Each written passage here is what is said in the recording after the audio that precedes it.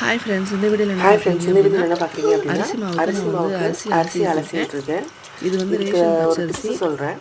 எல்லாருக்கும் ரேஷன் அரிசியாக இருக்கட்டும், இல்லை கடை அரிசியாக இருக்கட்டும், அரிசி அலசணும் குடிக்கிற அப்படின்னா தண்ணி நமக்கு வரும் தண்ணி இல்லையா, நிறையா டேப்பு. தேவைப்படும் ஃப்ரெண்ட்ஸ். ஸோ அது நம்ம வீட்டுக்குள்ளே குடத்துலேயே இருந்தது இந்த அப்படின்னா பாத்திரத்துலேயே நம்ம பிரச்சனையே இல்லை, எடுத்து நம்ம வச்சு வீட்டுக்குள்ளேயே அலசணும் வச்சு அப்படின்னா அலசிடலாம். சம்டைம்ஸ் இது மாதிரி 10 இல்லைன்னா 10. நல்ல தண்ணி நான் வந்து ஒரு வந்ததுக்கப்புறம் 5-6 நமக்கு கிலோ அரிசி எடுத்து நீங்கள் எவ்வளோ நான் வந்து அரிசி அலசுறீங்களோ அலசி அதை விட்டுருக்கேன். எடுத்துக்கோங்க. நான் நான் ஒரு 5 எப்போதும் எப்படி கிலோ அலசுவேன் அப்படின்னா 5-6 கிலோ கார்பரேஷன் வாட்டர் வரும் இல்லையா, அந்த டைமில் தான் நான் வந்து தண்ணி ஃப்ரெண்ட்ஸ் வந்துருக்கும் அலசுவேன். போது அலசணும் எப்படி அப்படின்னா அப்படின்னா வாஷ் பேசினுக்கு மேலேயே வந்து எனக்கு மேலேயாவது நல்ல தண்ணி பைப் கனெக்ஷனும் இருக்குது. மகாராஷ்டிராவில் எல்லா வீட்டு கிச்சன்லேயுமே அந்த வாஷ் பேசினுக்கு மேலேயே தான் வந்து நல்ல தண்ணி பைப் கனெக்ஷன் கொடுத்துருப்பாங்க. அதுக்கு பக்கத்துலேயே நமக்கு புழங்குறதுக்கான ரெகுலர் வாட்டர் கனெக்ஷன் கொடுத்துருப்பாங்க. ஸோ அதனால் எனக்கு வந்து ரொம்ப ஈஸியாக இருக்கும். இதே மாதிரி வந்து அலசுவேன். ஸோ அலசி எனக்கு பேசினில் ஊற்றுறதுக்கும் வசதியாக இருக்கும். ஃபாஸ்ட்டாக டேப்பை திறந்து நமக்கு தண்ணி எடுக்கிறதுக்கும் வசதியாக இருக்கும். பிடிச்சிருந்தா எல்லாரும் ட்ரை பண்ணுங்கள். தேங்க்ஸ் ஃபார் வாட்சிங்.